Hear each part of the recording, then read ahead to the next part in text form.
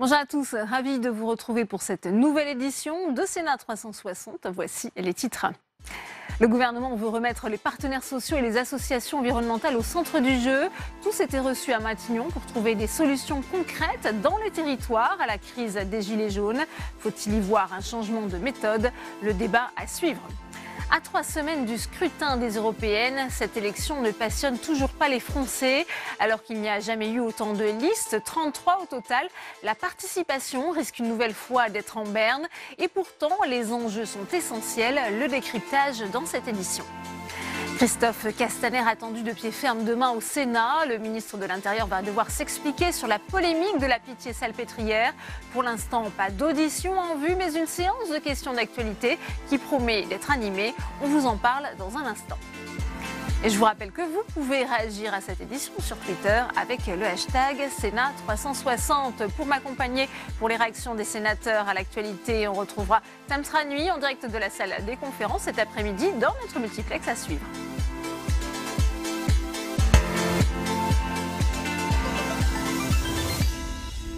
Mais avant cela, la biodiversité en péril. 1 million d'espèces sont menacées d'extinction selon un nouveau rapport et le rythme s'accélère. Un chiffre choc destiné à frapper les consciences car l'humanité semble condamnée à poursuivre son déclin à moins d'un changement profond des modèles de consommation des hommes. Jérôme Rabier.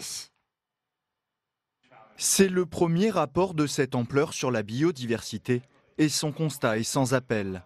1 million d'espèces animales et végétales, soit 1 sur 8, risquent de disparaître à court terme de la surface de la Terre ou des océans. Les experts de l'IPBES, équivalent du GIEC plus connu pour son rôle contre le réchauffement climatique, tirent donc la sonnette d'alarme. Nous devons ralentir cette extinction des espèces, que ce soit les insectes, les grandes espèces plus connues du grand public, mais aussi bien sûr les plantes. Ce qui veut dire que nous devons agir.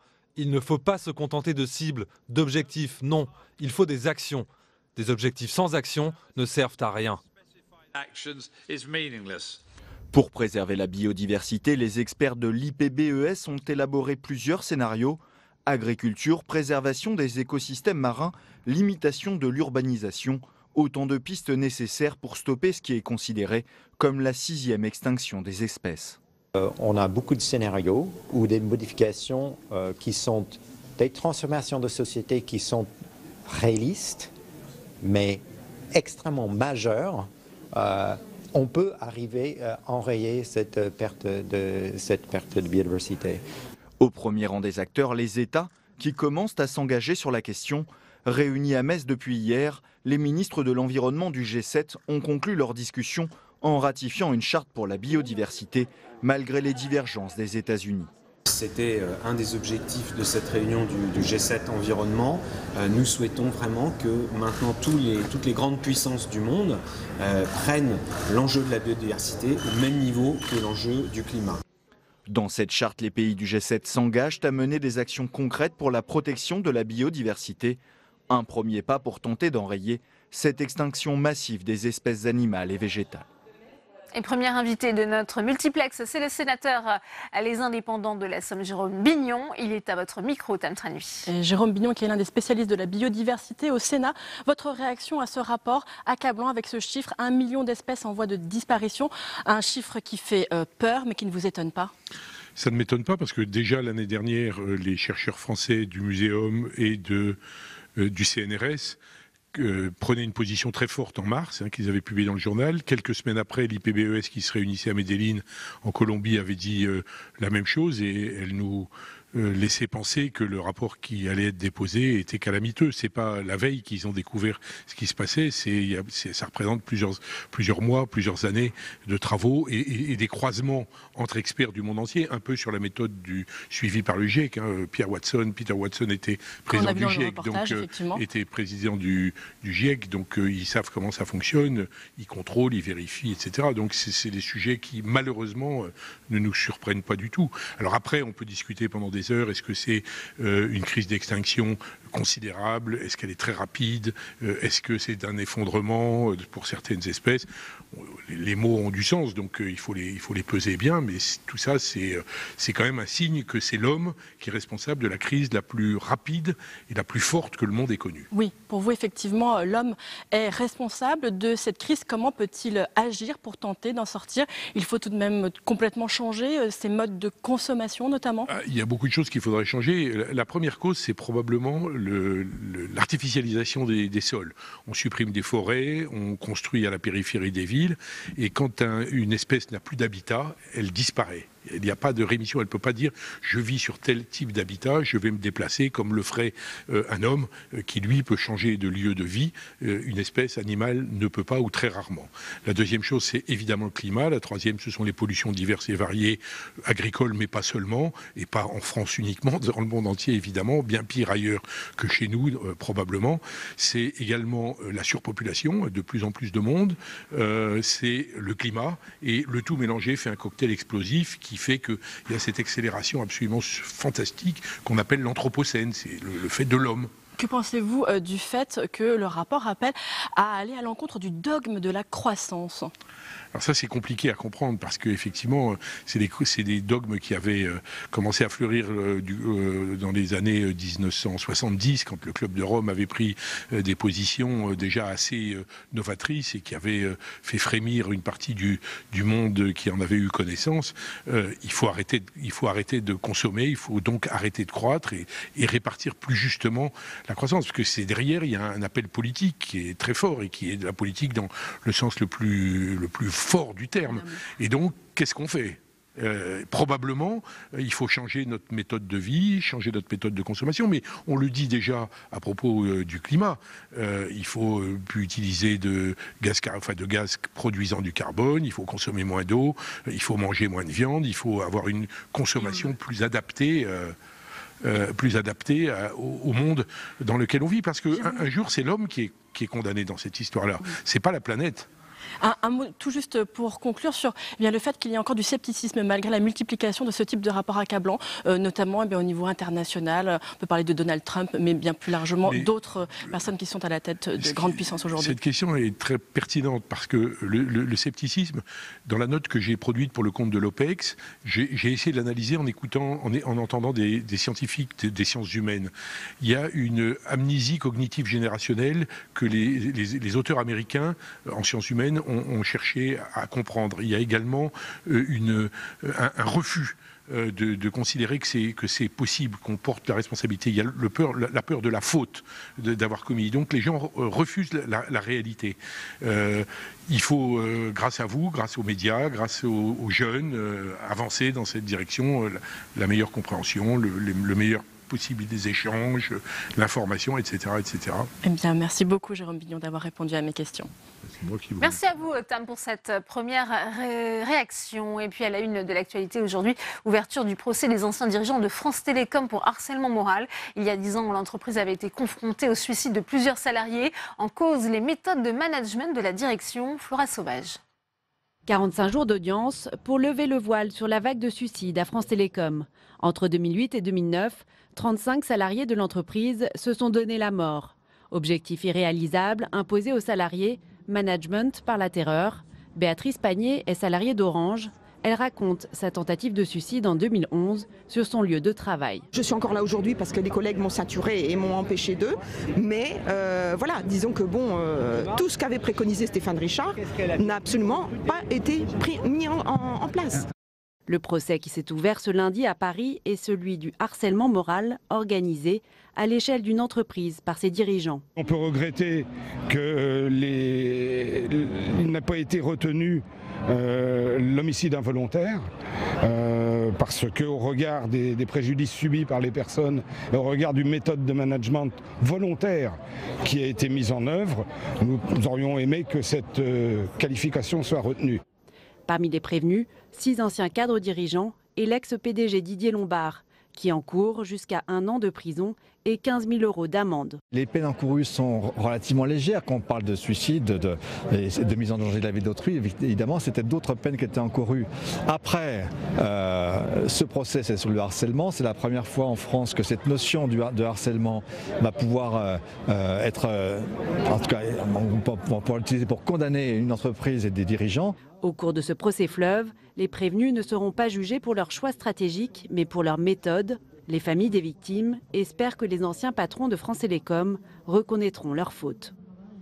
Je vous le disais en titre, c'est une campagne qui ne passionne pas, celle des élections européennes. Et pourtant, le scrutin a lieu le 26 mai avec un record de listes, pas moins de 33. Les candidats souffrent d'un déficit de notoriété et certains tardent à présenter leur programme. Alors on voit tout de suite les enjeux et les premières tendances avec Michael Swisberg.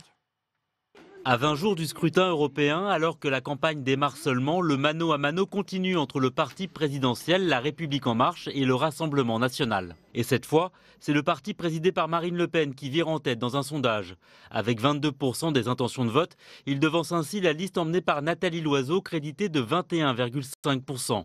Nathalie Loiseau, dont l'un des arguments de campagne est justement d'arriver devant le Rassemblement National. J'ai toujours dit que je souhaitais battre le Rassemblement National. Ça fait 5 ans que le Rassemblement National, ou le Front National à l'époque, était le premier parti de France au Parlement européen. C'est 5 ans de perdu. Pendant 5 ans, il y a eu 24 personnes, 19 mises en examen, qui n'ont rien apporté, qui ont été contre tout le temps. Contre la lutte contre la désindustrialisation, contre la lutte contre le terrorisme, contre le renforcement des frontières. Écoutez, qu'est-ce que la France est devenue pendant ces 5 ans-là? Rien. À droite, les Républicains et leur tête de liste, François-Xavier Bellamy, restent en 3e position mais stagnent à 14%. Mais la plus grosse sensation vient de la gauche. Unie, elle serait en tête des intentions de vote, mais en ordre dispersé, le leadership se dispute entre les écologistes et la France insoumise. Avec 4,5% des intentions de vote, le Parti socialiste, qui a remis son destin entre les mains de Raphaël Glucksmann et son mouvement Place Publique, risque lui tout simplement de disparaître du futur Parlement européen. Une fatalité à laquelle ne croit pas sa tête de liste. Moi, je suis convaincu, nous sommes tous convaincus qu'on sera la surprise de ces élections, la surprise de cette élection, il y a encore en France des millions d'électrices et d'électeurs qui veulent une alternative de gauche crédible à Emmanuel Macron et aux nationalistes. Reste le principal parti, l'abstention. À l'heure actuelle, seuls 40% des sondés sont certains d'aller voter le 26 mai prochain. Et on continue les réactions avec vous, Tam Tranui, avec la sénatrice apparentée PS, la sénatrice Génération qui soutient Benoît Hamon dans cette campagne, Sophie Taillé-Polian. Oui, Sophie Taillé-Polian, tout d'abord, votre regard sur cette campagne et notamment celle de la liste LREM qui paraît en panne. Comment l'expliquer pour vous ? Écoutez, parce que quand on n'a pas de programme et un bilan en termes de politique gouvernementale vis-à-vis de l'Europe qui est aussi mauvais, puisque Emmanuel Macron nous avait promis la grande renaissance et qu'on voit que malgré toutes ces tentatives, il n'arrive à rien pour faire avancer les choses au niveau européen, ce n'est pas étonnant qu'effectivement on en arrive à une situation où LREM ne prend pas les distances. Voilà. Le président de la République qui devrait retrousser les manches pour venir soutenir d'ailleurs tout de même sa liste dans ces dernières semaines avant le scrutin. Écoutez, surtout, il faudrait qu'il arrête de nous faire croire qu'entre lui et le Rassemblement National, il n'y a rien et que donc il faut le soutenir parce que c'est le progressisme. Ce n'est pas le progressisme. Ce qu'il propose, ce sont au contraire des réformes de régression sociale et les politiques libérales qui sont menées dans toute l'Europe ne font que faire monter le Front National ou le Rassemblement National et l'extrême droite. Nous, au contraire, nous pensons que pour répondre aux problèmes que rencontrent les peuples dans tous les pays européens, c'est à la fois un vote 100% écolo, 100% à gauche qui est nécessaire aujourd'hui et c'est ce que nous cherchons à représenter. Un mot tout d'abord tout de même sur le Rassemblement National. Est-ce que vous êtes inquiète par les résultats des derniers sondages qui les montrent pour certains en tête de ce scrutin ? Inquiète toujours quand le Rassemblement National est haut. Mais aujourd'hui, c'est l'alternative à cela qu'il faut chercher. Et ce qui est sûr aujourd'hui, c'est que ce ne sont pas les politiques de droite, les politiques libérales qui sont la réponse et qui font rempart à l'extrême droite. Au contraire, on a l'impression que c'est la dernière station avant l'extrême droite. Sophie Taillé-Polian, vous êtes co-directrice de campagne pour Benoît Hamon. Vous faites campagne avec un vent de face, 3,5% pour l'instant pour votre candidat. candidats. Comment est-ce que vous pouvez remonter ce score? Écoutez, on fait campagne dans une situation où pour l'instant les Français ne sont pas très intéressés à cette élection. Je pense que les choses vont maintenant lettre guerre jusqu'à la fin du scrutin. Je pense quand même que les choses maintenant vont se décanter avec le début de la campagne officielle. Nous, ce que nous avons, c'est la clarté et la cohérence. Le fait d'être pro-européen, 100% à gauche, 100% écolo, c'est un petit peu le vote tout en un quand on est de gauche et qu'on a envie de faire en sorte que l'Europe retrouve ses valeurs fondamentales qui sont celles de la démocratie et de la justice sociale. Justement, Benoît Hamon, dans un livre publié aujourd'hui, prône l'écologie de rupture en cette journée où justement on sait combien la biodiversité est en danger. C'est un véritable cri d'alarme de la part du candidat, mais qui peine à être entendu. Aujourd'hui, on le voit, le scepticisme en matière d'écologie qui continue à exister. Qui continue à grandir. Et je pense que la grande erreur, ce serait de chercher à sauver l'écologie par un accord avec les libéraux, le centre droit. L'écologie, aujourd'hui, ne peut répondre à l'urgence climatique, à l'urgence environnementale que par des solutions radicales. Elle est foncièrement de gauche pour vous, l'écologie. Et elle est foncièrement de gauche. Et il faut le dire avec clarté parce que sinon, on sera dans une situation où d'un nouvel échec, après celui de Nicolas Hulot, je ne souhaite pas un nouvel échec. Et au contraire, pour cela, il faut une écologie radicale et qui puisse mettre en place un nouveau modèle de développement. C'est le sens de notre proposition d'un plan annuel de 500 milliards d'euros pour la transition écologique. Et Sophie Taillé-Polian, pour conclure, un commentaire alors que s'ouvre aujourd'hui le procès des suicides de France Télécom. On le sait, le mal-être au travail, c'était l'un des combats également de Benoît Hamon. Est-ce que pour vous, aujourd'hui, les choses ont changé? Est-ce qu'aujourd'hui, ce procès est exemplaire pour alerter sur le management violent? Bien sûr que ce procès est exemplaire, car ce qui a été fait est véritablement terrible de par une certaine forme d'industrialisation de la violence individuelle et collective au service de la rentabilité maximum des entreprises. Mais aujourd'hui, malheureusement, même si ce procès existe, on voit toujours dans de nombreuses entreprises une grande souffrance au travail, que ce soit une souffrance physique, que ce soit une souffrance psychique. Et les ordonnances Macron qui ont été prises et qui reviennent sur notamment l'existence des CHSCT, ces commissions qui étaient spécialisées dans les conditions de travail, pour les remettre comme une simple sous-commission d'une autre commission, écoutez, c'est grave parce que c'est la santé des travailleurs qui est en cause. J'étais vendredi ou samedi matin aux côtés de Benoît Hamon à Fos-sur-Mer où la question des risques chimiques tue les salariés, tue les habitants. Il faut maintenant des réponses fortes pour que les industriels et plus globalement le patronat prennent ses responsabilités. Bien, merci beaucoup Sophie Taillé-Polian d'avoir répondu à mes questions. Merci à vous, Tam, pour cette nouvelle réaction. Quand Matignon part à la reconquête des corps intermédiaires, les partenaires sociaux, les associations d'élus et des ONG étaient invités ce matin pour travailler avec l'exécutif afin de proposer, je cite, des solutions concrètes à cette crise des Gilets jaunes, mais sans la CGT qui a boycotté cette rencontre. À l'issue, Édouard Philippe s'est néanmoins régi de cette première réunion. Écoutez le Premier ministre. La réunion qui s'est tenue ce matin inaugure une nouvelle méthode. Nous avons souhaité, à l'invitation du président de la République, réunir à Matignon l'ensemble des partenaires, associations qui œuvrent en matière environnementale, associations qui œuvrent en matière sociale, organisations syndicales et patronales et bien entendu associations d'élus, en plus des membres du gouvernement, pour lancer un exercice collectif essentiel. Il s'agit d'apporter par la mobilisation de tous des solutions concrètes et territorialisées aux questions que se posent nos concitoyens et un certain nombre de problèmes concrets qu'ils rencontrent dans leur vie quotidienne. Alors l'exécutif a choisi de lancer 5 grands chantiers. Que faut-il retenir de cette première rencontre? Vous voyez ce reportage sur place d'Adrien Develay. Un début de discussion visiblement encourageant. À la sortie de la réunion, les participants semblaient satisfaits de renouer le dialogue avec le gouvernement. Ça sert d'abord parce que ça permet de se retrouver après le grand débat et puis ensuite nous sommes des partenaires traditionnels. Nous on a pensé que c'était un changement de méthode, à la fois un changement de méthode de la part du gouvernement qui est prêt à concerter avec les partenaires sociaux, mais aussi un changement de méthode sur ce qu'on a fait depuis 30 ans. Là, ce que nous a proposé le Premier ministre, c'est des questions concrètes. Le Premier ministre Édouard Philippe a présenté aux élus et aux partenaires sociaux la méthode de travail des prochains mois. Aucune décision concrète n'a pour l'instant été prise sur les chantiers de l'emploi, de la formation et de la transition écologique.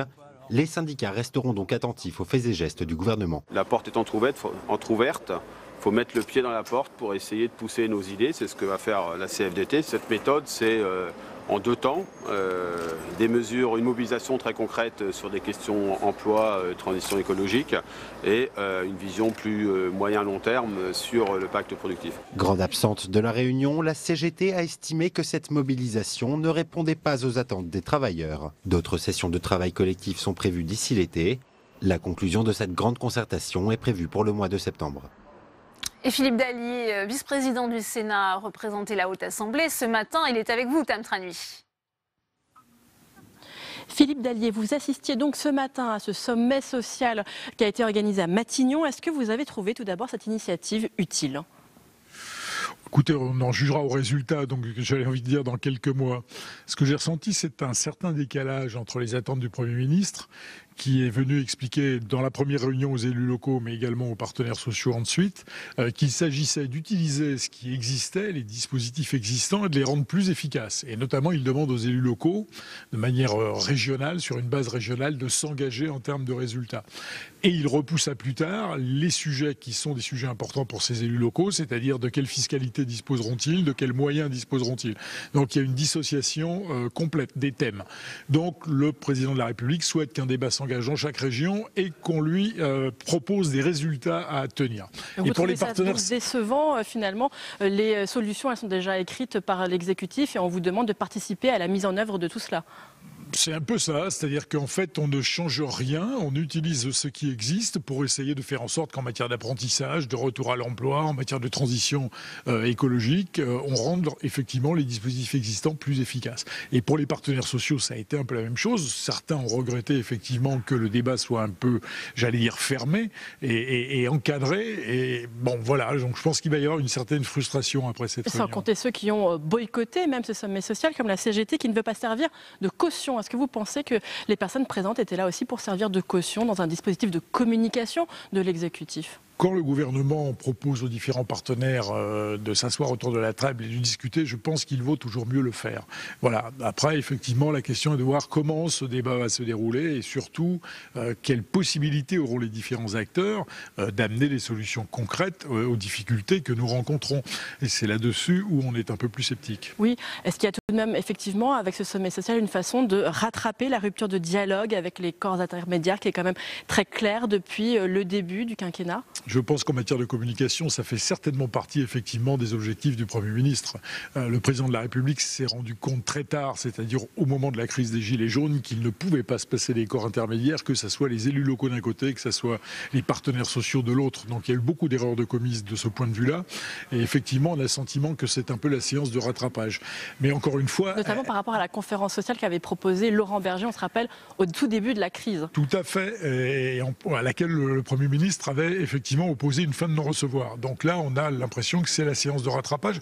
Mais voilà, le débat n'est pas largement ouvert. Il est effectivement très centré et dans le cadre existant, ce qui effectivement est très réducteur à mon sens. Donc pour vous, ça ne préfigure pas forcément un véritable tournant, notamment en matière fiscale, en matière économique. Qu'est-ce que vous attendez réellement pour sortir de la crise ? Écoutez, côté élus locaux, on attend que le gouvernement, qui a ouvert des pistes, puisqu'on sait bien qu'il nous faut une réforme de la fiscalité locale, mais elle est renvoyée à l'automne. On sait aussi que le Premier ministre et le Président de la République ont laissé entendre que les lois NOTRe et MAPAM, et quand on va pouvoir parler des compétences des collectivités territoriales, la porte est ouverte pour effectivement une nouvelle négociation avec le Parlement, mais on n'en a pas parlé ce matin, et là aussi, c'est renvoyé à plus tard. Donc voilà, c'est un peu cette distorsion dans le temps qui nous pose problème. Bien, merci beaucoup Philippe Dallier d'avoir répondu à mes questions. La porte est donc ouverte et vous n'avez pas eu beaucoup de réponses à vos questions ce matin. Merci à vous, Tam. Alors, cette mobilisation générale pour l'emploi et l'écologie représente-t-elle un réel changement de méthode ? A-t-elle été utile ? On va tout de suite poser la question à mes invités dans le premier débat de Sénat 360.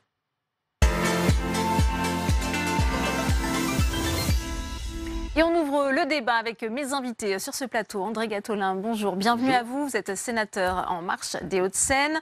Également avec nous, Hugues Widor, bonjour, merci d'avoir accepté notre invitation. Vous êtes président de l'UDES, c'est l'Union des employeurs de l'économie sociale et solidaire. Vous étiez à Matignon ce matin. Loïc Hervé, vous aussi, vous étiez à Matignon. Vous êtes sénateur centriste de la Haute-Savoie. Vous étiez présent ce matin justement au nom de l'Association des petites villes de France. Et puis j'accueille enfin Michel Dubromel, bienvenue à vous, président de France Nature Environnement. Première question pour vous, Loïc Hervé. Hervé. Est-ce qu'on peut parler d'un réel changement de méthode avec finalement les partenaires sociaux, les associations d'élus, mais aussi les ONG environnementales qui sont un peu réintégrées dans le jeu des négociations? Je pense que c'était très utile de le faire. On l'a demandé à Corée-Acri depuis maintenant plusieurs mois. La situation post-crise des Gilets jaunes, post-grand débat, nécessitait qu'on puisse réunir de manière assez large tous ces acteurs. Maintenant, la question c'est de savoir à quoi ça sert et pourquoi faire. L'exercice de ce matin était plus un exercice de très court terme, de trouver des solutions à cadre législatif constant dans les quelques semaines qui viennent avec les acteurs qui étaient autour de la table.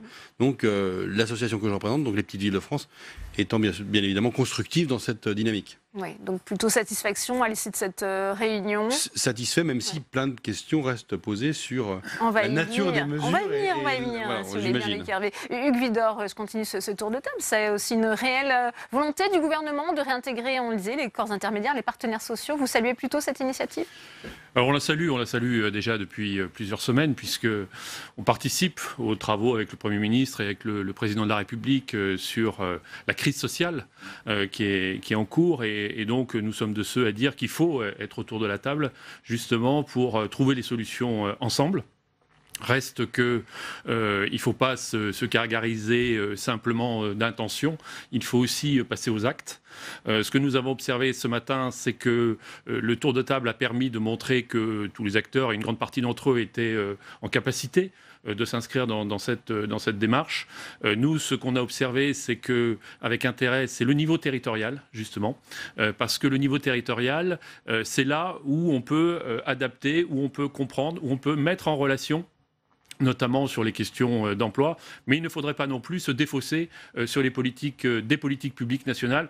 Je pourrais prendre un seul exemple, c'est l'exemple des programmes d'emploi à compétences. Nous disons sur les programmes d'emploi à compétences, c'est une bonne mesure sur la question de l'insertion, pour aller chercher les personnes qui sont éloignées de l'emploi, notamment celles liées à la rupture de confiance qui a eu lieu avec la politique de suppression des contrats aidés. Et donc là, on est reparti sur les programmes emploi-compétences. Reste qu'il faut muscler les programmes emploi-compétences. Si au niveau local, on peut mettre en relation les personnes, et là, il y a des acteurs du service public de l'emploi, Pôle emploi, les missions locales, il y a aussi, d'un point de vue national, des responsabilités. C'est par exemple l'idée de proposer qu'il y ait une prise en charge plus importante, à hauteur de 60% du SMIC, des programmes emploi-compétences, pour faire qu'il y ait une sorte de confiance qui puisse s'établir entre les employeurs et les salariés et l'État. Donc et des propositions très concrètes qui sont déjà là, clés en main. Pour avoir 2 ans, parce que la question des emplois de ce type, c'est qu'il faut du temps pour la formation et pour s'inscrire dans la société. André Gattolin, on voit la volonté du gouvernement d'associer les corps intermédiaires. Il y a aussi ces inquiétudes. Est-ce que le gouvernement n'est pas en train de se défausser justement sur eux? Bon, déjà, l'opération est importante parce que je crois qu'on était certains avoir déjà tiré le signal d'alarme. Quand on veut désintermédier tout dans la société, on se retrouve avec des mouvements sociaux totalement désintermédiés. Et le mouvement des Gilets jaunes, finalement, c'est une réponse du berger à la bergère. Et sans mauvais jeu de mots, il y a eu une proposition très tôt, notamment de Laurent Berger et de la CFDT, 66 propositions, ça n'avait pas été retenu par le gouvernement. Et tout ça n'a pas été retenu. Je crois qu'il faut se méfier aussi du succès électoral et de ce qu'apporte le suffrage universel. Bien sûr, il vous donne un mandat et il vous donne une durée de mandat. Pour autant, on ne fait pas fonctionner la société sans les corps intermédiaires. Donc moi, je salue ce retour, je dirais, à une certaine forme de raison. Ça ne veut pas dire que tous les corps intermédiaires sont bons. Moi, j'apprécie qu'on mixe, qu'il y ait bien sûr les élus locaux, qu'il y ait les syndicats, patronaux ou salariés, mais aussi les ONG et les organisations de terrain comme la vôtre. Parce que tout ça, on va le dire, et il faut faire un mea culpa, il faut dire qu'on s'est trompé. On est passé un petit peu dessus pendant 1 an et demi. Alors parfois, il est important de faire des réformes vite, celles qui avaient été exposées comme la réforme du travail, mais après, il faut très vite passer, parce que je crois qu'on a une conception de la loi un peu trop, mais ça date pas d'aujourd'hui, très technocratique. Donc déjà, dans l'élaboration, on n'écoute pas tout le monde. Dans la manière de faire la loi, elle devient Ça va vraiment changer, ça, André Gattolin, technique. parce que certains disent c'est trop tard. Non, je crois que déjà une loi, elle doit s'expliquer. Elle doit dire, d'une manière ou d'une autre, même si elle est très technique, même si elle ne concerne que la fonction publique, qu'est-ce que ça va faire aux gens et aux électeurs. Qu'est-ce qu'on recherche et comment on veut le faire. Puis après, une loi, une fois qu'elle est mise en place, très vite, elle doit s'évaluer, elle doit se regarder, elle doit s'ajuster. On a le droit de faire des erreurs. Tout le monde fait des erreurs. Il faut quand même mettre des moyens, des capacités de redresser le Vous n'avez pas encore entendu justement sur cette concertation. Écoutez, cette concertation, d'abord, nous avons traduit ce matin une certaine impatience, puisqu'on nous a demandé de nous mobiliser. Je rappelle quand même que 19 associations, syndicats se sont regroupés et ont émis un certain nombre de propositions. Jusqu'à présent, il n'y avait aucune réponse. Ce matin, c'était le début, donc nous étions tous présents et nous avons dit, oui, nous sommes mobilisés, nous voulons y aller, mais je pense qu'il est quand même important de voir qu'on n'a pas attendu que le gouvernement nous dise, allez-y, nous avons déjà produit un certain nombre de propositions. Jusqu'à présent, c'était silence radio. Le deuxième élément quand même qui est important, c'est qu'on nous demande de nous mobiliser pour les emplois. Je rappelle entre autres au niveau associatif que les associations représentent 14% des emplois dans le privé. Donc on pourrait faire mieux. Enfin, très souvent, je peux aussi rappeler que ce soit l'aide à domicile ou l'étude des impacts environnementaux, nous faisons le service à la place des collectivités ou des services de l'État qui sont défaillants. Donc nous sommes à l'économie pour faire un travail qui n'est pas fait par les services de l'État. Donc c'est quand même inquiétant qu'ensuite on nous dise vous pourriez faire un effort. En fait, on comble les manques de l'État. Nous, le point important, et ce matin, je pense que c'était intéressant de voir entre associations, syndicats et autres, nous avions quand même une volonté d'être présents et de contribuer. Nous sommes restés sur notre faim quand même au niveau des engagements de l'État. Il nous demande de nous engager. Ce matin, et nous sommes ici, nous étions autour de la table, nous n'avons pas entendu d'engagement ferme du gouvernement. Il a été interpellé très fort sur combien vous financez la recherche. On attend encore la réponse. Parce que la recherche, ce n'est pas le problème d'aujourd'hui, c'est les emplois de demain. On a parlé d'emplois, on n'a pas parlé des emplois de demain. Et donc, si le gouvernement n'a pas un message pour financer la recherche, à nouveau, comme ça s'est cité, des gens qui vont faire leur doctorat en France et qui iront travailler à l'étranger. Là-dessus, il se trouve qu'il y a actuellement une concertation, et j'y participe avec le ministère de l'Enseignement supérieur et de la Recherche, sur le futur plan qui sera présenté en 2020 pour 2021 et au moins pour 5 ans. Et là, il y a une concertation aussi bien qui est engagée au ministère avec des chercheurs et des parlementaires, où on consulte tous les syndicats, tant sur les orientations et le niveau. Pour une fois, on aura un plan pluriannuel. D'accord qu'il y a urgence. Et bien sûr qu'il y a urgence. Mais vous savez, une loi, précisément, si elle veut être bien faite, si on la programme en 2020, il faut faire la concertation en 2019, la faire passer en 2020 si on veut la lancer en 2021. Il n'y a pas de miracle. Les lois d'urgence qui sortent du chapeau, c'est souvent les pires. Et moi, je dis souvent, on a 3 ou 4 ans, on a fait voter une loi d'origine parlementaire. Moi, j'en étais un des partisans ici au Sénat, qui était trouver des indicateurs alternatifs de richesse au PIB. Eh bien, nous avons mis dedans des indicateurs extrêmement intéressants. Il y a un rapport qui sort en septembre du ministère des Finances, sauf que dans l'évaluation des lois, on reste toujours sur combien ça coûte, combien ça va faire de croissance, et est-ce qu'il y a un impact juridique, l'impact sociétal. Ça coûte, André Gattolin, puisque on a envie de savoir aussi comment vont être financées toutes ces mesures issues du grand débat, peut-être. Alors, oui, mais une réaction là-dessus, parce que je pense que c'est vraiment très très intéressant d'avoir cette vision, c'est-à-dire qu'il faut considérer un certain nombre de dépenses publiques non pas comme des charges, mais comme des investissements. Et on le voit au niveau de l'emploi, sur les publics en situation d'insertion. Si on n'investit pas sur ce public, demain, ils ne seront pas en emploi. Et donc, ça représentera un coût pour la société. C'est pour ça que nous disons, mais il faut massivement investir sur le PEC, il faut massivement investir sur ceux, justement, qui sont éloignés de l'emploi, parce que demain, ils feront partie de notre pacte social et de notre pacte républicain. Un mot aussi sur la méthode au niveau des territoires. Parce que moi, ce que j'ai retenu du grand débat, il y a 3 grandes valeurs qui ont émergé.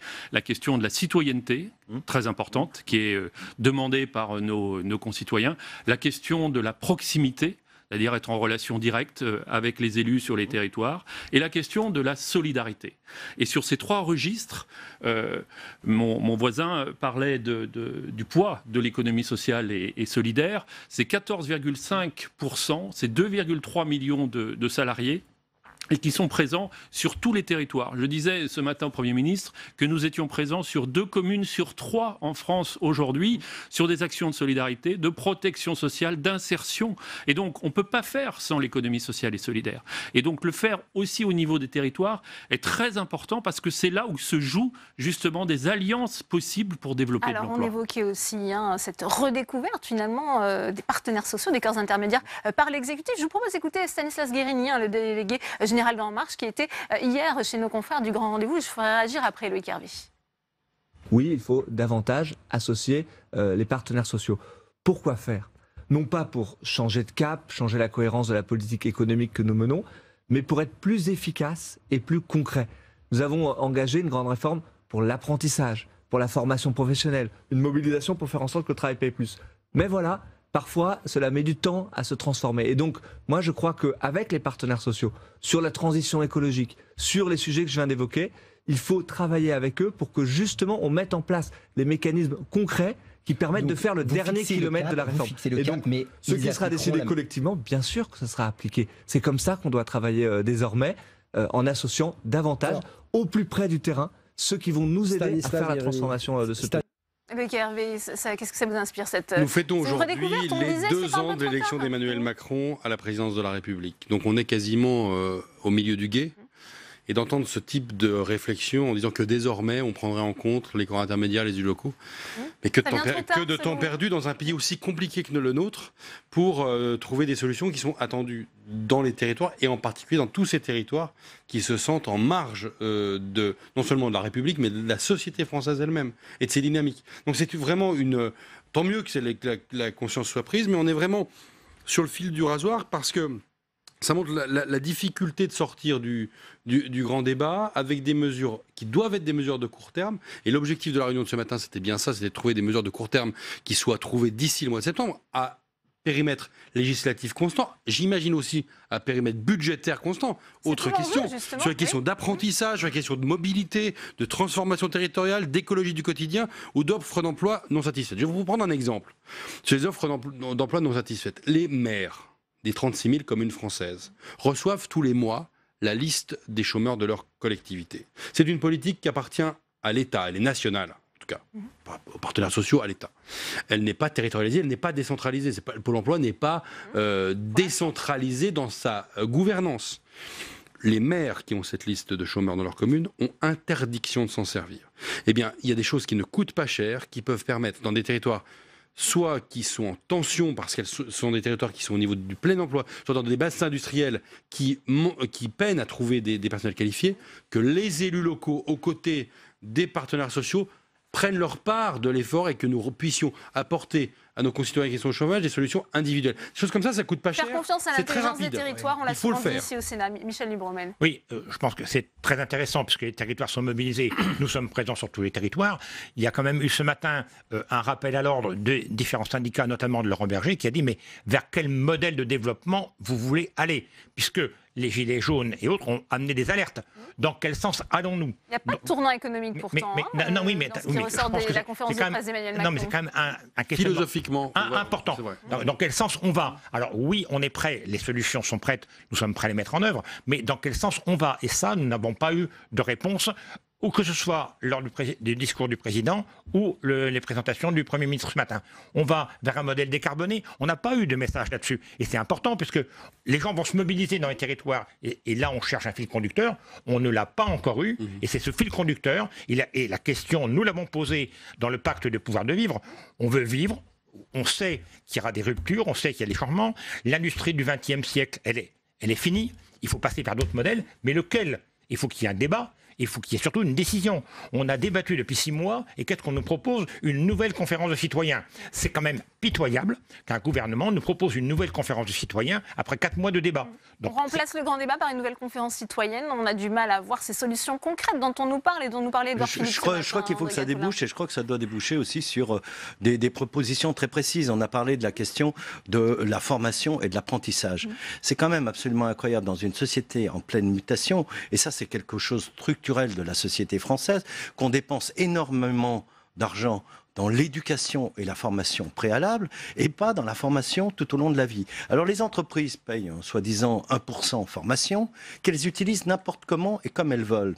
Il serait peut-être bon de donner un cadre. Ce que vous disiez sur l'économie décarbonée, si dans ce cadre de l'argent que de toute façon les entreprises doivent dépenser, elles investissaient sur la formation de leurs salariés, sur comment on peut avoir une approche plus décarbonée de leurs pratiques, ça serait exceptionnel. Moi, je continue à faire des masters professionnels en université. C'est très difficile au sein de l'université de faire de la formation continue parce que c'est extrêmement contraint et en même temps, c'est la demande des gens qui viennent. Donc comment on réorganise aussi cet appareil qui n'est pas simplement fait pour produire une élite ou produire des diplômes ou produire une capacité à un instant T, mais comment on permet, comme dans d'autres pays, tout au long de la vie, avec le support aussi associatif, mais aussi les moyens qui existent, parce que le 1% formation, ça existe. Allons vérifier. J'ai travaillé en entreprise privée, j'ai passé 25 ans sans avoir une heure de formation, alors que je devais m'exprimer en anglais, utiliser l'informatique, etc. Donc il y a eu des erreurs dans ce premier année de quinquennat. Non, mais c'est pas simplement. Il y a des choses aussi qui sont structurelles, qui réémergent, auxquelles il va falloir trouver des... Oui, moi je voulais réagir sur les questions d'emploi et formation que je connais d'assez près, et notamment sur la problématique des OPCO, pour dire qu'il y a bien la nécessité d'avoir un cadrage national. Là, vous parliez de l'obligation légale à 1%, par exemple dans le milieu de l'économie sociale, et sur certaines branches, on est plutôt à 2,3, 2,5, et dans ces OPCO, je peux en citer un qui est Uniformation, mais il y en avait d'autres, Unifaf ou d'autres pour d'autres secteurs, bien, le nombre de salariés formés est tout à fait considérable. Et donc, on ne peut pas dire qu'il y a eu gabegie ou mauvaise utilisation dans ce secteur-là, parce que, je vais vous prendre une branche, la branche de l'aide à domicile, 228 000 salariés, 125 000 salariés formés tous les ans. Après, par rapport à l'apprentissage, il faut comprendre que par rapport au milieu associatif, il y a une évolution considérable, puisque le milieu associatif n'avait pas de taxe d'apprentissage. Et donc aujourd'hui s'inscrit évidemment dans ce dispositif. D'ailleurs, certains avaient anticipé pour, je pense à l'animation, au secteur médico-social, qui avait affecté une partie du taux de la formation, et notamment de la professionnalisation, pour le mettre sur l'apprentissage. Mais il y a un temps, c'est-à-dire il faut repérer les CFA, il faut bâtir des politiques, et il faut aussi dénouer quelques nœuds. Je vais en prendre qu'un aussi, c'est dans le domaine de l'aide à domicile, où il faut accompagner les personnes qui vont s'occuper des personnes âgées. Ça veut dire que les calendriers fixés par l'exécutif ne seront pas tenus, parce qu'il y a quand même des délais qui doivent être respectés. Ce que je veux dire par là, c'est que le régional peut s'emparer d'un certain nombre de sujets, mais qu'il faut qu'il y ait un cadrage politique national. Et que ça relève de l'État. C'est la même chose sur les politiques de handicap. Ça va appeler aussi forcément un nouvel acte de la décentralisation. Justement, la mise en œuvre de toutes ces mesures, on attend justement plus peut-être de pouvoir, une vraie décentralisation. D'emblée, le Premier ministre, ce matin, quand il a reçu d'abord les associations d'élus locaux, avant d'élargir, je dirais, aux associations que vous représentez, messieurs, ainsi que les partenaires sociaux, a évoqué quand même qu'un certain nombre de sujets ne seraient pas évoqués à l'échelle de cette mobilisation nationale pour l'emploi et les transitions, et que les questions de fiscalité, les questions d'organisation des compétences, qui ont été bien évoquées dans la conférence de presse du président de la République, ne seraient pas évoquées à l'échelle de cette mobilisation-là. C'est, je le dis bien, la difficulté de sortie du grand débat, parce que dès lors qu'on tire un bout du problème, on sait très bien que beaucoup de choses viennent avec. Et je vous rejoins, monsieur, quand vous parlez de la philosophie même de ce qu'on veut faire de notre pays. C'est vrai que sur les grands enjeux environnementaux, les enjeux sociétaux, les enjeux économiques au sens le plus large du terme, on va où?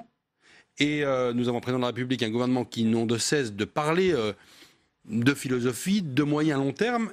Là, on est dans la réponse à court terme, dans des choses qui peut-être vont améliorer la situation concrète des gens tout de suite. Mais n'empêche que les questions restent sur la table, et elles restent vraiment sur la table. Ouais. Et notamment ce qui concerne l'écologie du quotidien, puisque cette thématique a été un peu réintégrée aussi ce matin, un peu absente du grand débat. Est-ce que vous avez eu des réponses justement à vos attentes? Ce matin, non. C'est-à-dire que si vous voulez, on nous resserre quand même la rénovation des bâtiments. Ouais. La prime de transport, par exemple, il y en a été question ce matin. Ça a été un tour de table, mais on se repasse la patate chaude. Est-ce qu'on va faire une prime mobilité pour les gens? Et on a fait 4 fois le tour, personne n'a jamais rien dit. Alors que tout est prêt, tous les outils sont prêts. on nous a dit que ça serait dans la loi l'homme. Je me permets de rappeler quand même que la loi l'homme, qui était parfaite dans la première version, est systématiquement déshabillée par le gouvernement. Il n'y a plus grand-chose. Bon, il n'y a plus grand-chose. Donc, après plus grand-chose, on pourra peut-être remettre dedans une prime mobilité. Mais ce qui est quand même inquiétant, et les Gilets jaunes n'ont pas dit qu'ils étaient opposés à une fiscalité. Ils ont demandé une justice fiscale. Et là, au nouveau, on élimine un problème qui est un problème fondamental. Donc, pourquoi est-ce qu'on n'aborde pas le problème de fiscalité? En plus, quand même, il faudra des moyens. Donc, je ne comprends pas très bien un gouvernement qui a besoin de moyens et qui en même temps dit « Ah ben, on ne changera pas la fiscalité ». Donc, le gouvernement se coupe des moyens qu'il pourrait avoir. Je n'ai pas envie de payer plus, mais si on veut progresser, je pense quand même que les citoyens, et regardons le débat national, les gens ont bien abordé, on veut avoir plus de services publics, on veut avoir ces éléments-là. Si on se coupe les moyens, si un gouvernement, se coupe les moyens, je ne vois pas comment il pourra apporter des réponses concrètes. Eh bien, rapidement, Hugues. Oui, deux éléments par rapport à ça. Je pense qu'il faut quand même jouer le jeu, parce que sur les territoires, il y a des choses qui peuvent se passer, et nous n'avons de cesse de dire, en tant que partenaire social de l'économie sociale, que nous sommes présents et que nous sommes prêts à participer. Et donc, de co-construire ensemble avec les personnes qui sont les plus près des réalités, les réponses, ça nous paraît utile et intéressant. Donc ça, cette méthode, on ne la met pas en cause. Deuxième élément, et c'est par rapport à la responsabilité de l'État, juste un point, c'est que dans la question de l'emploi, le président de la République a annoncé donc une loi sur la dépendance, un 5e risque, etc. Le Premier ministre a évolué dans sa position visiblement, mais quand on est sur les emplois non pourvus, la filière de l'aide, la filière du soin, la filière sociale est une filière qui a un enjeu fondamental pour le pays. Et quand on parlait d'investissement tout à l'heure, si derrière il n'y a pas l'attractivité des métiers et si on ne regarde pas comment est-ce qu'on structure l'offre dans des territoires qui sont défavorisés, comment est-ce qu'on fait pour éviter la désertification médicale? On ratera un rendez-vous historique qui est tout à fait important parce qu'il faut investir dans ce créneau aujourd'hui. C'est capital pour les concitoyens. Merci à tous les quatre d'être venus sur ce plateau. On parlait de fiscalité. Il y avait un colloque aujourd'hui au Sénat, l'initiative des centristes justement sur cette question de justice fiscale. Je vous propose d'écouter justement le ministre Gérald Darmanin, ministre des Comptes publics, qui était au micro de Sandra Cerqueira sur sa définition justement de cette justice fiscale.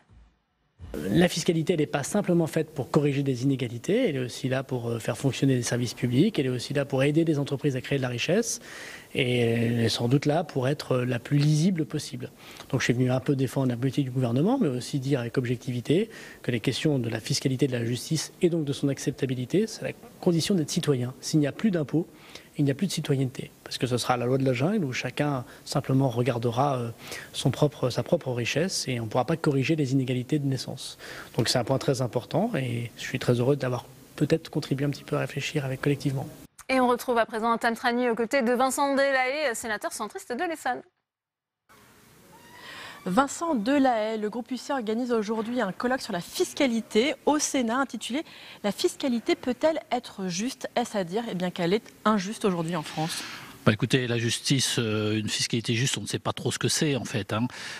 Pour moi, c'est une fiscalité d'abord acceptable, consentement à l'impôt, c'est-à-dire qu'on accepte de payer ses impôts, elle soit simple et puis si possible efficace en termes économiques, parce que c'est ça qui est important aussi. Et aujourd'hui, en France, elle ne coche aucune de ces cases, en tout cas sur le consentement à l'impôt. Pas totalement. On voit la défiance aujourd'hui des Français à l'égard non seulement des montants prélevés, mais même de l'architecture générale du système fiscal. Bien sûr, parce qu'on en rajoute toujours. Donc on dit toujours qu'on va baisser, en réalité on en rajoute toujours parce qu'on dépense toujours plus.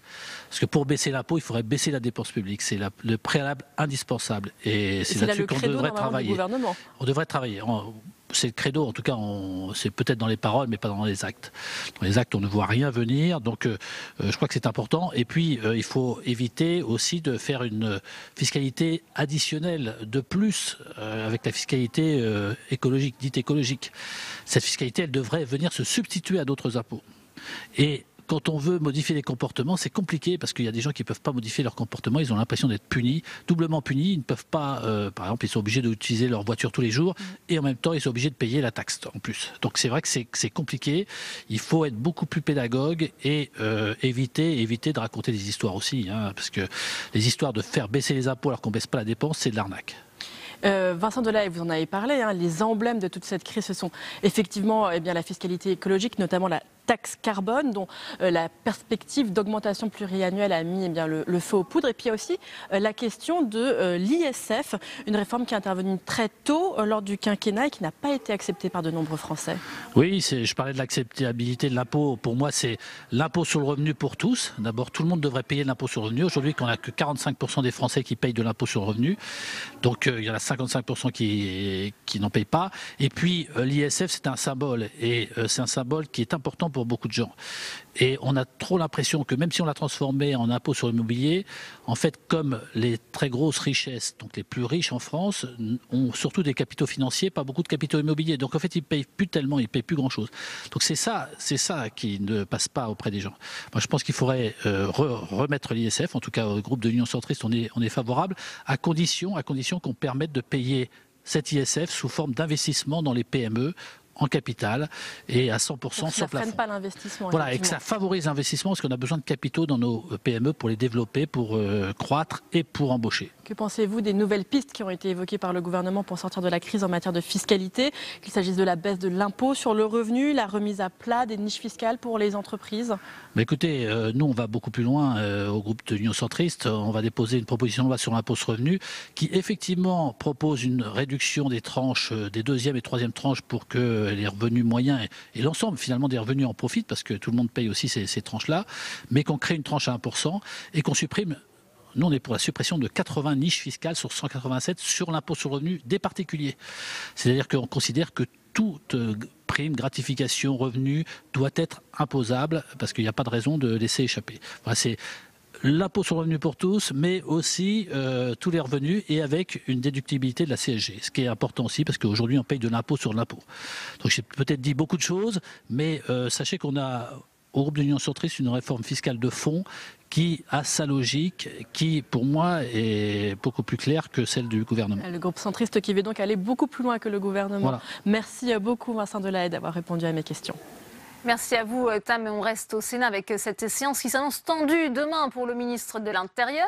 Pour en parler, j'accueille Quentin Calmet sur ce plateau. Bonsoir Quentin. Bonsoir, je le disais, Christophe Castaner qui est sous le feu des critiques depuis mercredi dernier. L'opposition lui reproche justement ses propos sur la supposée attaque de l'hôpital de la Pitié-Salpêtrière. C'est le terme qu'il a employé pour qualifier l'intrusion de manifestants dans l'enceinte de cet hôpital. Et les sénateurs sont en première ligne. Exactement. La gauche et la droite au Sénat se mobilisent, et ce depuis jeudi, dès le lendemain des événements du 1er mai.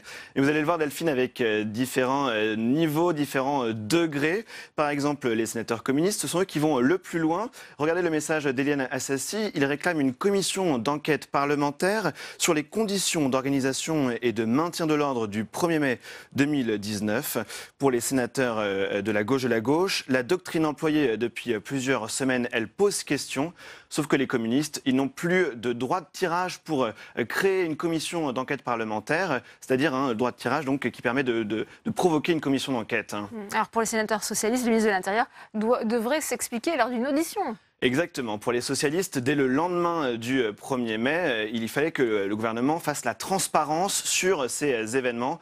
Vous vous souvenez, Patrick Kanner, qui en séance fait un rappel au règlement pour demander à Agnès Buzyn ce qui s'était réellement passé le 1er mai. Eh bien, il n'en démorde pas. Regardez le tweet du président du groupe socialiste. Il dit « Nouvelle bavure du ministre de l'Intérieur pour l'interrogation. L'analyse objective des faits à la Pitié-Salpêtrière et leurs commentaires pour le moins hasardeux justifient pleinement la convocation que je vais solliciter de M. Castaner devant la commission des lois du Sénat. Et depuis, les sénateurs PS maintiennent cette demande d'une audition. On a pu parler avec Jean-Pierre Sueur, le sénateur socialiste du Loiret, qui dit qu'une question d'actualité, ce n'est pas suffisant, que 2 minutes, c'est trop court, il faut 2 heures pour aller au fond des sujets. Mais pour l'instant, c'est une fin de non-recevoir qui a été adressée par le président LR de la commission des lois, Philippe Bas. Ouais, que disent justement ces sénateurs LR, puisqu'ils entendent bien se mobiliser demain lors de cette séance de Exactement. Voilà, ce sont les questions d'actualité qui semblent faire consensus pour aller au fait, pour aller sur le fond du dossier. Car, par exemple, Patrick Kanner, il a dit ce sera un tir groupé, cette séance des questions d'actualité. C'était hier dans le JDD. Un feu nourri lors des questions d'actu pour à la fois faire la lumière sur les événements de la Pitié-Salpêtrière comme le veulent les socialistes, mais également sur la doctrine de maintien de l'ordre comme le demandent également les communistes. Et donc, les les LR qui, eux, en veulent à Christophe Castaner sur son attitude depuis les événements. Regardez ce message de Bruno Retailleau qui avait été publié au lendemain des événements. Il avait dit « Le ministre de l'Intérieur doit cesser de mettre de l'huile sur le feu et doit maintenant s'expliquer sur ses déclarations démenties par les faits. » Et donc demain, ça c'est une information, ce pourrait être Philippe Bas qui poserait la question à Christophe Castaner pour les LR. Dans son entourage, on estime, je cite, que l'idée ne serait pas totalement absurde. Merci à vous Quentin, et je vous rappelle que la séance des questions d'actualité, c'est à suivre en exclusivité en direction de notre antenne à partir de 16h30. Merci beaucoup. C'est une campagne qui ne passionne pas, celle des élections européennes, et pourtant le scrutin a lieu très prochainement, le 26 mai, avec un record de listes, pas moins de 33. Les candidats souffrent d'un déficit de notoriété et certains tardent à présenter leur programme à leur tour d'horizon, des forces en présence et des enjeux avec Michael Spitzberg. À 20 jours du scrutin européen, alors que la campagne démarre seulement, le mano à mano continue entre le parti présidentiel, La République En Marche et le Rassemblement National. Et cette fois, c'est le parti présidé par Marine Le Pen qui vire en tête dans un sondage. Avec 22% des intentions de vote, il devance ainsi la liste emmenée par Nathalie Loiseau, créditée de 21,5%. Nathalie Loiseau, dont l'un des arguments de campagne est justement d'arriver devant le Rassemblement National. J'ai toujours dit que je souhaitais battre le Rassemblement National. Ça fait 5 ans que le Rassemblement National, ou le Front National à l'époque, était le premier parti de France au Parlement européen. C'est 5 ans de perdu. Pendant 5 ans, il y a eu 24 personnes, 19 mises en examen, qui n'ont rien apporté, qui ont été contre tout le temps. Contre la lutte contre la désindustrialisation, contre la lutte contre le terrorisme, contre le renforcement des frontières. Écoutez, qu'est-ce que la France est devenue pendant ces 5 ans-là? Rien.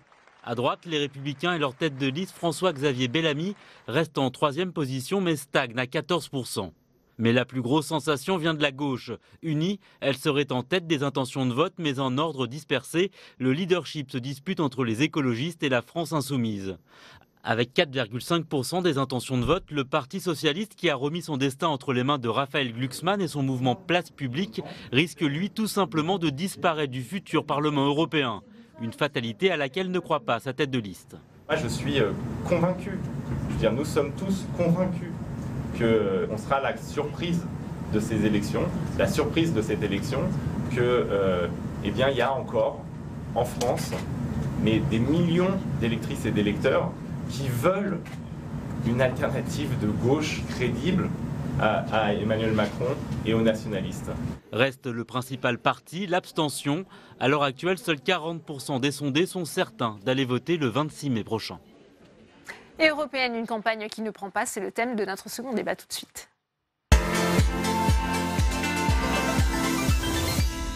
Et on ouvre le débat dans Sénat 360 avec mes invités sur ce plateau. J'ai le plaisir d'accueillir Catherine Lalumière. Bienvenue à vous. Vous êtes présidente de la Maison de l'Europe à Paris, ancienne secrétaire d'État chargée des affaires européennes, ancienne secrétaire générale du Conseil de l'Europe. Également avec nous, Laure Salvin. Bienvenue à vous. Vous êtes directrice déléguée de Kantar Public. Sylvain Kahn est également sur ce plateau. Bonsoir. Enseignant-chercheur au Centre d'Histoire de Sciences Po, co-auteur du Pays des Européens aux éditions Odile Jacob. Et puis Yves Bertoncini, merci d'être sur ce plateau. Bonsoir. Vous êtes président du Mouvement européen, ancien directeur de l'Institut Jacques Delors. On le disait, cette campagne ne prend pas. Quelle explication y voyez-vous, Catherine Lalumière ?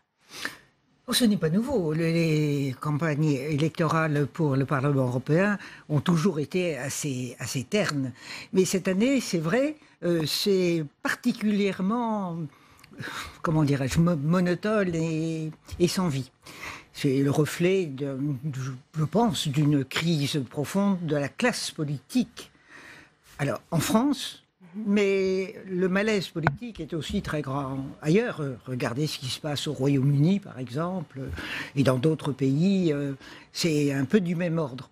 Donc, avec une classe politique un peu en désarroi, le fait que traditionnellement l'Europe n'intéresse pas le grand public, ou tout au moins les solutions qu'on lui apporte. Elle a déçu l'Europe aussi, c'est pour ça peut-être que les électeurs se détournent de ce scrutin. Elle l'a déçu et les perspectives d'avenir ne sont pas claires. Les spécialistes des questions européennes, en ce moment, réfléchissent beaucoup à l'avenir. Il y a des tas de livres qui ont été publiés, des articles, des interviews, etc., sur l'avenir de la construction européenne. Il y a beaucoup d'idées, et d'idées très intéressantes, mais elles ne touchent pas le grand public, qui n'a pas connaissance de ces travaux de réflexion. Et c'est une raison supplémentaire pour dire, finalement, on ne sait pas où on va, on se désintéresse, on s'ennuie, puisqu'on ne sait pas. On n'a pas les éléments, les pierres qui permettent de construire la maison. Gilbert Toncini, votre analyse, est-ce que c'est aussi le contexte politique national, avec cette crise des Gilets jaunes, ce grand débat interminable qui a finalement occulté l'enjeu de ce scrutin ? Oui, tout de même, il y a des enjeux structurels. Il y a un déficit de compétences de l'Union européenne, donc comme elle ne peut pas tout, il y a toujours un déficit de participation. Ça, je dirais, c'est traditionnel. Mais aujourd'hui, en France, on a eu un grand débat national qui a beaucoup duré et qui a donc fait de l'ombre au petit débat européen qu'il nous faut avoir maintenant, parce qu'il y a beaucoup de défis à relever au niveau européen. Maintenant, vous dites la campagne ne prend pas. Pour qu'une mayonnaise prenne, il faut y mettre les ingrédients. Il faut des œufs, il faut quand même des candidats. On a quand même mis beaucoup de temps à connaître l'intégralité des listes qui se présentent à nos suffrages. Alors, elles sont connues, et s'agissant des programmes, parce qu'il y a un autre ingrédient, les programmes. Comment se fait-il qu'à l'heure où nous parlions, nous n'ayons pas le programme de la principale liste dont le mentor, le président de la République, s'est fait élire sur l'air de l'hymne à la joie. C'est quand même, à mon avis, du jamais vu qu'à 3 semaines du scrutin, on n'ait toujours pas le programme détaillé de la principale liste. Et donc, évidemment, qu'avec ces ingrédients qui manquent, la mayonnaise ne prend pas, mais elle finira par prendre, espérons, dans les 3 dernières semaines, dans la dernière ligne droite, afin que quand même, ceux qui veulent participer à ce scrutin puissent voter en toute connaissance de cause. Oui, Sylvain Kahn, on peut espérer un sursaut, justement, un réveil pendant ces 3 semaines. On va enfin peut-être savoir, justement, connaître ces programmes. Et puis, les candidats vont aussi combler leur déficit de notoriété ? Je vais vous faire une première réponse un peu facile, qui est que ça dépend quand même un peu en partie des médias, pas forcément vous, mais des médias en général, qui ont quand même une fâcheuse tendance, lorsqu'ils invitent les têtes de liste ou ceux qui les suivent immédiatement, à les interroger sur des enjeux franco-français plutôt que sur des enjeux européens. Bon, mais une fois qu'on a dit ça, moi je suis très frappé cette année par rapport à il y a 5 ans, puisque les élections européennes ont lieu tous les 5 ans, c'est réglé comme du papier à musique, c'est toutes les années en 9, toutes les années en 4, depuis 1979, par le fait que quelque chose qui avait très très bien marché il y a 5 ans et qu'on avait appelé d'un mot allemand les Spitzenkandidaten, c'est-à-dire le fait que chaque grande famille politique européenne, qu'on retrouve d'ailleurs au Parlement européen, puisqu'il y a 8 grands groupes parlementaires européens dans lesquels se retrouvent l'ensemble des partis politiques, on est quand même sur peut-être 600 ou 700 listes à l'échelle de l'Europe, puis finalement 8 groupes parlementaires européens, donc c'est une espèce d'opération quand même assez formidable. Il n'y a pas beaucoup de régimes parlementaires dans le monde où on a comme ça une telle possibilité de passer d'une offre électorale aussi diverse à finalement un résultat aussi lisible dans l'hémicycle. Eh bien, il y a donc 5 ans, il y avait une tête de liste par grande famille politique.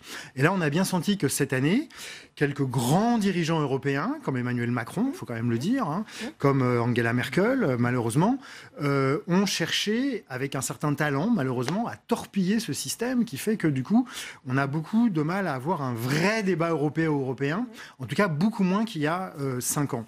Donc, il y a un contexte français, qui a été rappelé tout à l'heure, à savoir que quand même on sent bien que on se demande s'il n'y a pas un peu une stratégie de la part du parti majoritaire qui est actuellement au gouvernement et de son chef qui a été à l'Élysée de faire une campagne la plus courte possible. Et puis à l'échelle européenne, c'est vrai que ce que je viens d'indiquer fait que du coup on a une campagne qui est malheureusement moins visible qu'il y a 5 ans. Ouais. Alors Salvin, vous avez travaillé avec Kantar justement sur les projections de ces prochaines élections. Premier renseignement, il y aura une baisse du poids des 2 grands partis. Voilà, alors c'est vrai que ce qu'on remarque, c'est qu'on va avoir un Parlement beaucoup plus éclaté qu'à l'heure actuelle.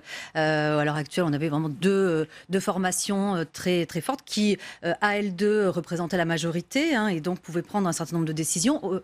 Aujourd'hui, quand on voit les projections qui sont réalisées par le groupe Kantar, effectivement, ces deux forces politiques sont affaiblies.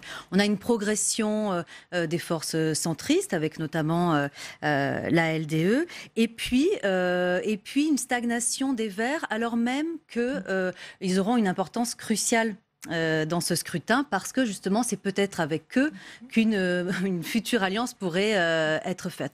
Je reviens juste sur la mobilisation. Ce qui est très marquant, et effectivement on l'avait vu lors des précédents scrutins, l'Europe peine à intéresser, alors même que dans nos sondages, on voit qu'il y a un fort attachement à l'Europe et un attachement de plus en plus important de la part des Français. On atteint aujourd'hui des records en termes d'attachement, de sentiment que plus de décisions doivent être prises au niveau européen, etc.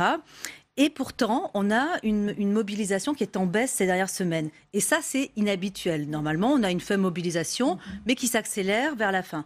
Là, elle stagne, voire elle régresse. D'où vient-il ce paradoxe, selon vous, Laure Salet ? Alors, je pense qu'il y a eu effectivement, il y a une part de national, en tout cas en France. Les annonces du président de la République suite au grand débat ont déçu une grande partie des électeurs. On attendait peut-être un rebond suite à ça et en fait ça n'a pas eu lieu. Et puis surtout, et je pense que Madame Lalumière l'a dit en introduction, il n'y a pas d'enjeu européen, il n'y a pas de campagne européenne. On a des sujets nationaux, mais ce sont des élections européennes et effectivement ces sujets ne sont pas traités. Et donc, on ne donne pas de raison positive, je dirais, aux Français de voter lors de ces élections européennes. Avec un choix de stratégie de la part d'Emmanuel Macron de dramatiser ce scrutin, puisqu'on le voit dans les derniers sondages, justement, son parti arriverait derrière celui de Marine Le Pen. Oui, mais c'était d'ailleurs assez paradoxal ce que font les politiques en ce moment. Un petit exemple, ces 2 derniers jours, nous étions sur le parvis de l'Hôtel de Ville de Paris, où avait lieu la fête annuelle de l'Europe. Bon. Eh bien, malgré le mauvais temps, on a eu beaucoup de monde à certaines heures, entre les gouttes. Et des gens attentifs, qui nous posaient des questions, qui voulaient avoir des explications, qui s'intéressaient à l'Europe. Et des gens de tous âges, et j'allais dire de toutes conditions. C'était vraiment le parvis de l'hôtel de ville de la ville de Paris, quoi. C'était monsieur et madame tout le monde, avec beaucoup d'enfants aussi. Et dire que les gens se désintéressent complètement d'Europe, ce n'est pas vrai. Alors, ils peuvent être dégoûtés par une campagne qui ne leur plaît pas, ils peuvent être déçus par un certain nombre de décisions qui sont prises ou qui ne sont pas prises alors qu'elles devraient être prises. Je pense à tout ce qui concerne l'environnement, par exemple. Mais dire et croire que l'ensemble des citoyens français se désintéressent de l'Europe, non. Non, c'est plus subtil que ça et ça mérite une attention plus grande. Moi, je crois que si je fais une analogie avec les États-Unis d'Amérique, on peut être dans l'Oregon et au Texas très content d'appartenir aux États-Unis d'Amérique. Et c'est pas pour ça qu'on va se déplacer en masse pour voter aux élections fédérales. Parce que Washington n'a pas tous les pouvoirs aux États-Unis. Les États gardent beaucoup de compétences. Le plus emblématique, c'est la peine de mort ou pas la peine de mort. Ça varie selon les États, mais il y en a beaucoup d'autres. Donc c'est ça, à mon avis, l'un des éléments du paradoxe apparent. En effet, les Européens, les Français sont très attachés à l'appartenance. Le Brexit est un contre-exemple dramatique. Ce n'est pas pour ça qu'ils se déplaceront en masse. Alors, en France, qu'est-ce qui peut se passer ? Il y a un élément négatif parce que nous, on est habitués. D'abord, on n'a pas une forte culture parlementaire. C'est quand même le président qui décide de tout. Donc, les élections parlementaires, ça nous motive pas beaucoup. Mais là, il y a quand même un élément de suspense. C'est d'ailleurs rare. C'est-à-dire que quand vous regardez autour de nous, les partis au pouvoir, ils vont gagner les élections. En Allemagne, en Italie, en Pologne, en Espagne, il n'y a pas de suspense. Là, il y en a un en France.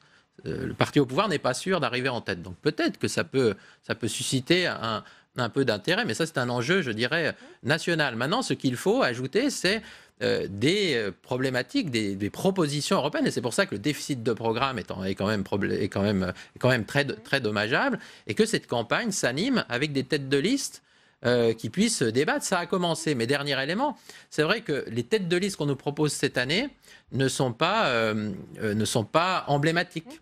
D'une certaine manière, voilà, le fait que Marine Le Pen et Jean-Luc Mélenchon aient trouvé leur place à l'Assemblée nationale, ce qui est logique d'ailleurs, eh bien ça, de ce côté-là, ça enlève deux têtes de file qui dynamisaient la campagne. Et puis c'est vrai que pour les partis du centre ou les socialistes, il y a quand même eu un retrait des cadors et on a donné la place à des personnes moins connues. Même chose pour les Républicains. Donc évidemment, il faut d'autant plus j'allais dire, être proactif dans ces cas-là, parce que spontanément, les électeurs ne vont pas s'identifier au chef de file des principales listes. Ouais, Sylvain Kahn, on parle de ce déficit de notoriété, de cette tête de liste, avec justement les ministres aussi qui ne s'engagent pas forcément dans cette campagne, on le disait, qui ne viennent pas au secours de Nathalie Loiseau, par exemple. C'est vrai. Qu'Édouard Philippe sera présent à un meeting demain à ses côtés, mais il n'a pas pour l'instant. Après, il y a toujours une idée.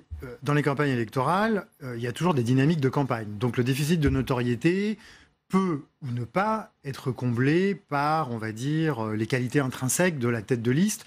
Et il me semble que c'est quelque chose qui se voit bien avec la tête de liste de la liste Rassemblement National, par exemple, qui était totalement inconnue avant qu'on lui confie la tête de liste, et qui est pourtant en capacité, d'après les sondages, de faire un score équivalent à celui qui a été le score du Front National aux élections européennes en France il y a 5 ans, et probablement au score de Marine Le Pen au premier tour de l'élection présidentielle. Bon, donc du coup, ça veut dire qu'on est bien obligé de considérer qu'il y a non seulement le déficit de notoriété, mais que dans le cas des autres têtes de liste, ce déficit de notoriété n'est pas compensé par leur qualité intrinsèque. Bon, ça c'est la première chose. Et puis, la deuxième chose, c'est que effectivement, on n'est pas tellement surpris finalement de voir que, dans une grande mesure, l'équilibre des forces ou les rapports de force politiques qui ont été rendus très visibles au moment de l'élection présidentielle et des élections législatives de 2017, on les retrouve là maintenant, finalement. Yves Bertoncini le disait, dans tous les autres pays européens, peut-être pas tous, mais dans la plupart des autres pays européens, on voit bien que le parti qui est actuellement au gouvernement ou les partis qui sont au gouvernement en coalition vont se retrouver en tête, mais très très en tête, en général entre 40 et 50% des suffrages. Bon, donc là finalement en France, bien que le parti qui est actuellement au gouvernement va se retrouver avec un score relativement faible, entre 20 et 25%, en tous les cas les deux partis qui étaient en tête au moment de l'élection présidentielle vont à eux deux, bien qu'ils soient dans des camps très très opposés, se retrouver à eux deux probablement à 40-45%. Donc de ce point de vue-là, on va dire que la France est dans une certaine conformité par rapport à ce qui se passe sur l'ensemble du paysage européen. Donc là, manifestement, vous le souligniez à l'instant, le fait d'avoir choisi une tête de liste pour La République En Marche qui n'imprime pas, comme on dit, il y a un risque qui a été pris par La République En Marche et par le président de la République. Et alors, de deux choses l'une, soit le président de la République s'implique à fond dans la campagne pour, d'une certaine manière, suppléer le déficit de notoriété de sa tête de liste, et on pourrait même s'imaginer qu'il l'a un peu fait exprès pour être de facto le chef de liste, soit il va s'en mordre les doigts. Oui. Voilà. Juste, oui, pour compléter, il y a effectivement un déficit de notoriété de la plupart des candidats, qualité intrinsèque dont vous parliez, mais il y a aussi un problème de clarté de leurs propos. On a réalisé un certain nombre d'études, et le sujet numéro 1 dont les Européens souhaitent qu'on parle pendant cette campagne européenne, c'est l'immigration. Qui a un propos très clair sur l'immigration aujourd'hui? Le Rassemblement national, effectivement. Les autres partis sont très craintifs par rapport à ce sujet et ont du mal à avoir une position très claire. Et je crois que c'est ça aussi qu'on voit aujourd'hui dans l'opinion française, c'est qu'en fait, on ne parle pas de ce qui intéresse les Français. Ouais. Sur ce sujet, il me semble juste quand même, si j'ai bien compris, je parle sous votre contrôle, si j'ose dire, que la tête de liste Raphaël Glucksmann pour la liste socialiste Place Publique Nouvelle Donne, il en parle quasiment tout le temps. À chaque fois, justement, pour dire, nous, on fait pas comme ni comme le Rassemblement National, ni comme la République En Marche. Et d'ailleurs, si j'ai bien compris, il ne cesse, Raphaël Glucksmann, de reprocher à Emmanuel Macron ce qu'il appelle, de son point de vue, son hypocrisie sur le sujet. Mais sans proposer forcément quelque chose de très clair pour les Français. En tout cas, voilà. Oui, mais ça c'est la voie à suivre. Je dirais, de toute façon, puisqu'on a remis en plus une circonscription nationale unique, cette élection va forcément avoir une dimension nationale.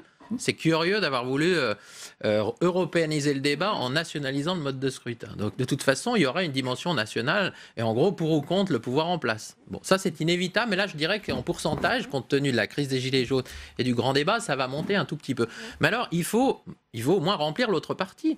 Bien sûr qu'il faut parler du défi migratoire, il faut parler aussi du défi climatique, il faut parler de Donald Trump et de Vladimir Poutine, il faut parler du terrorisme islamiste, il faut parler de la montée en puissance de la Chine, il faut parler de l'instabilité dans notre voisinage, il faut parler de tous ces défis internationaux et globaux face auxquels il faut une réponse européenne. Alors, chacun à sa façon, que chacun dise effectivement ce qu'il propose. Mais c'est en cela que le déficit de programme est quand même très embêtant. Ouais. Et ensuite, quand on a les idées claires qui sont écrites et rendues publiques, on peut aller les porter au niveau des têtes de liste, mais même au niveau des suivants de liste. Et c'était aussi pour ça que c'était embêtant de ne pas avoir les suivants de liste. Parce que, par exemple, le mouvement européen, il essaye d'organiser des débats contradictoires partout en France et dans des petites salles des fêtes. Ouais. Mais encore fallait-il qu'il ait le nom des personnes qui étaient sur la liste. Sinon, comment fait-on? Alors bon, disons qu'on va pouvoir le faire maintenant, mais c'est seulement en 3 semaines. Les élections européennes, c'est tous les 5 ans. Il faudrait au moins qu'on ait 1 mois ou 2. Allez, on va dire 2, soyons fous. Catherine Lemire, très rapidement, parler d'Europe en 3 semaines, c'est encore possible selon vous? Eh bien, justement, vous mettez le doigt sur les insuffisances de toute campagne. Sauf exception, ce n'est pas en une campagne électorale qui dure quelques semaines qu'on imprime un message réel dans la tête des électeurs. Et les raisons pour lesquelles on est aujourd'hui un petit peu en déshérence, ça ne va pas bien, c'est que depuis très longtemps, le message que l'on donne sur l'Europe n'est pas satisfaisant. En tout cas, je le critique depuis très longtemps. On a appauvri le rôle de l'Europe, on l'a présenté comme une bureaucratie qui ne s'occupe que d'argent, de business, de l'économie, de questions très matérialistes. Et la dimension sociale, la dimension culturelle, la dimension humaniste du projet européen, c'est pas dans une campagne qu'on va l'imprimer dans la tête des gens. C'est au fil des années et depuis très longtemps qu'il a fallu le faire. Et nous payons cher d'avoir, au fil des années, appauvri le projet européen et on l'a rendu froid, pas sympathique, bureaucratique. Et on espère, et on le paie maintenant. Alors qu'en 3 semaines, l'image de l'Europe va pouvoir changer. Merci à vous, merci à tous les 4 d'être venus sur ce plateau. Comme tous les lundis, c'est votre rendez-vous, sénateur à domicile. Alors aujourd'hui, nous allons dans les Alpes-Maritimes, à Grasse. L'an dernier, le savoir-faire de la ville en matière de parfum a été inscrit au patrimoine mondial de l'humanité. La reconnaissance d'une tradition séculaire à laquelle a contribué le sénateur LR Jean-Pierre Leleux. Alors avant de l'accueillir, voyez ce reportage de Jonathan Dupriez. Grasse, capitale mondiale du parfum depuis 3 siècles. Entre Méditerranée et Préalpes, une fleur exceptionnelle émerge des collines au mois de mai. La voici, la rose Centifolia. On la casse comme ça, sans casser les boutons qui sont vraiment les fleurs des prochains jours. Il faut que ça dure 1 mois la récolte. Hein. Et là, voilà, c'est juste la merveille. Variété antique au teint pastel, cette rose de mai est reconnaissable à ses pétales délicats et aux notes subtiles qu'elle dégage. On peut sentir un côté poivré, un côté miel, un côté agrume, même une petite note de fond cardamome. Et c'est vraiment toute cette explosion de notes différentes qui en fait un produit vraiment unique. La famille de Carole Biancalana cultive la Centifolia depuis 4 générations. Chaque année, elle livre plusieurs tonnes de roses à une grande maison de luxe. Son nez, le parfumeur François Demachy, cherche de l'inspiration.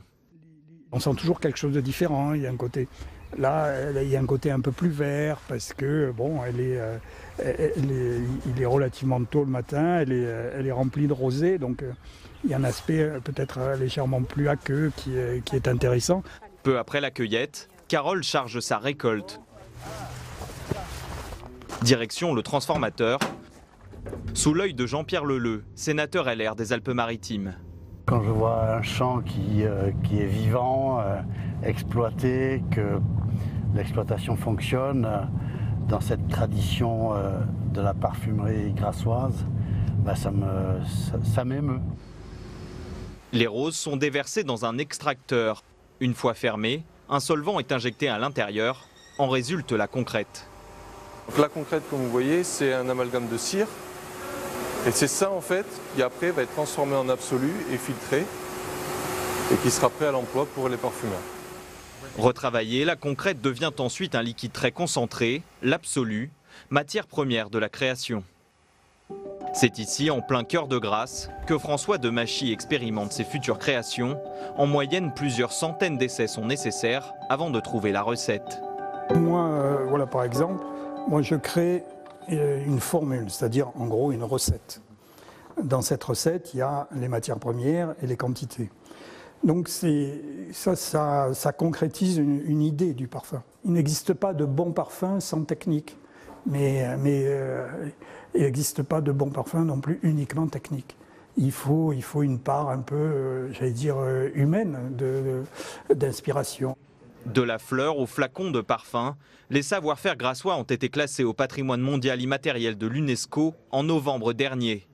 Une bataille de 10 ans, entre autres portée par Jean-Pierre Leleu, l'ancien maire de Grasse. Ce que nous avons voulu, au travers de la démarche UNESCO, c'est de sortir d'une image un peu classique et luxueuse, en réalité, du parfum, avec des publicités merveilleuses, un flacon magnifique, un liquide à l'intérieur qui fait rêver. Mais si on traverse notre regard sur ce flacon et qu'on regarde comment il en est arrivé là et par quel travail et au bout de combien de générations, là, on touche du doigt quelque chose de plus important, de beaucoup plus humain, parce que depuis maintenant le XVIe et le XVIIe siècle, c'est l'activité de ce territoire. La ville compte surtout sur ce nouveau classement pour se protéger. Le pays grassois pèse 10% du business mondial du parfum, mais l'Inde ou encore le Maghreb cultivent des fleurs à prix cassé. Les ingrédients de synthèse menacent eux aussi la profession. Bonsoir Jean-Pierre Leleu, merci d'avoir accepté notre invitation. On vient de le voir dans ce reportage de Jonathan Dupriez, ce classement de l'UNESCO, c'est un combat que vous avez porté. Il a récompensé ce savoir-faire artisanal qui remonte au XVIe siècle. Il a fallu 10 ans, ça a été long d'attendre ces 10 années pour obtenir ce classement? Oui, c'est une démarche longue, c'est le temps à peu près qu'il faut, et je le dis à ceux qui candidatent, il faut du temps. Et c'est bien normal d'ailleurs parce qu'on approfondit le sujet et les procédures qui sont exigées à la fois par le ministère de la Culture pour une reconnaissance nationale et à la fois par l'UNESCO sont assez strictes, draconiennes, précises, rigoureuses. Il faut aussi rappeler que l'UNESCO n'accepte d'examiner qu'un projet tous les 2 ans par pays. Donc ça veut dire que quand on a raté une première fois, il faut attendre encore 2 ans pour le représenter. 10 ans, c'est le temps à peu près moyen pour obtenir ce résultat. Vous l'attendiez, ce classement, parce que ça va permettre de préserver cette tradition et aussi de stimuler ce secteur? Oui, alors, si vous voulez, au départ, notre intention était surtout d'accorder une reconnaissance à toutes ces familles et aux générations qui ont précédé ces familles depuis 3 ou 4 siècles et qui ont fait du pays grassois ce qu'il est. Et donc cette reconnaissance, j'étais très heureux qu'elle soit accordée. Et maintenant, effectivement, un projecteur est en train de se focaliser sur ce territoire. Le territoire est maintenant définitivement considéré comme le berceau de la parfumerie dans notre Europe et dans notre France. Bien sûr, cette reconnaissance concerne toute la parfumerie française, parisienne et autres. Mais c'est vrai que le berceau est grassois. Jonathan Dupriez l'expliquait, et cette économie, elle est essentielle, mais elle est aussi un petit peu mise à mal. On parlait de concurrence, de certains pays qui produisent à bas coût. Ça, justement, ce classement de l'UNESCO, ça permet une meilleure protection? Oui, je le pense. En tout cas, notre dossier était assis sur 3 socles. Celui de la culture des plantes à parfum, celui de la connaissance des matières premières naturelles et de leur transformation, et celui de l'art de créer le parfum. C'est évidemment le premier tronçon de cette filière, la culture des plantes à parfum, qui a été fragilisée. Quand j'étais adolescent, les champs de fleurs entouraient complètement l'ancienne ville de Grasse. J'ai moi-même cueilli la fleur, puisqu'on l'appelait comme ça, le jasmin. Et petit à petit, ces terrains se sont rétrécis suite à une spéculation foncière. Il y a de la pression foncière, il y a de moins en moins de surface disponible. Concurrence de main-d'œuvre étrangère, notamment au Maroc, en Inde, en Égypte, en Bulgarie, ce qui est tout à fait un phénomène que nous connaissons aussi dans d'autres secteurs. Et donc, ce segment-là est en train de se revivifier. De nombreux jeunes couples sont en train d'envisager de redonner des goûts à des exploitations florales.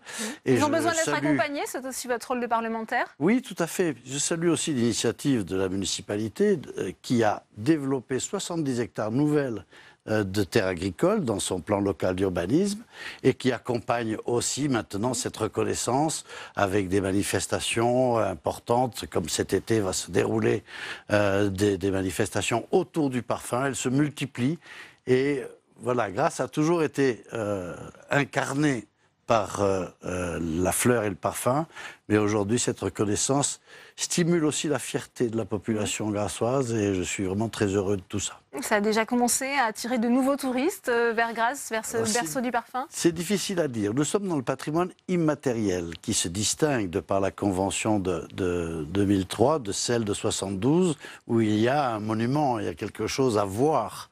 Alors que, si j'ose dire, le patrimoine immatériel, c'est nous, ça se sent, ce sont des savoir-faire, et on ne peut pas mettre comme ça un monument à l'envie de tout le monde. Mais ce projecteur va certainement, et cela commence, attirer à la fois des médias qui viennent voir ce qui se passe, et attirer des touristes.